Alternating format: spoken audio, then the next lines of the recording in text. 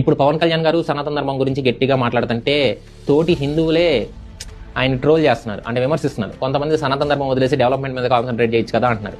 Development ఎంత ముఖ్యమో నా దృష్టిలో సనాతన ధర్మం కూడా, ఆ సనాతన ధర్మాన్ని పరిరక్షించడం కూడా అంతే ముఖ్యం. ఇలాంటి సనాతన ధర్మాన్ని అంతం చేయాలని ఒక పార్టీ ఎప్పటి నుంచో చూస్తుంది. ద్రవిడ మున్నేట్ర కగజం, డిఎంకే పార్టీ, దిక్కుమాలిన పార్టీ. పెరియార్ బాటలో నడుస్తున్న భ్రష్టు పట్టిన పార్టీ.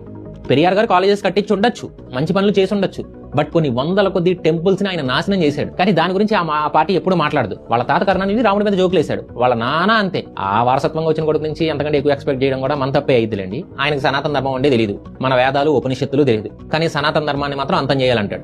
అక్కడ లేని విషయం గురించి బెంగపెట్టుకోవడం ఏమిటంటే సనాతన ధర్మానికి ఏమైనా ప్రమాదం జరుగుతుందేమో. ఇన్ని రాటుపోట్లు తిందో ఏమైంది సనాతన ధర్మానికి? ఏమవదు, ఎప్పటికీ చెక్కు చెదరకుండా అలా నిలబడి ఉంటుంది. అండ్ పవన్ కళ్యాణ్ గారి మాటకి మీ రెస్పాన్స్ ఏంటి అని స్టాలిన్ అడిగితే ఆయన ఏమన్నాడు మీరే చూడండి. issued by utter-turned politician Pawan Kalyan. Okay, let's wait and see. Wait and see ఏంటి? ఏం చేస్తావు? ఏమీ పేకలు. వీడి గెటప్ కామెడీ అంటారా? ఇలాంటి వాళ్ళు ఎంతమంది వచ్చినా సనాతన ధర్మం ఎంటుకు కూడా పేకలేరు. కానీ ఒకటి, మాటలు పడాల్సి వస్తుంది, గొడవలు పడాల్సి వస్తుంది. అంటే వేరే వాళ్ళతో కాదు, వేరే మతాలతో కాదు, హిందువులతోనే ఐకమత్యం లోపించింది.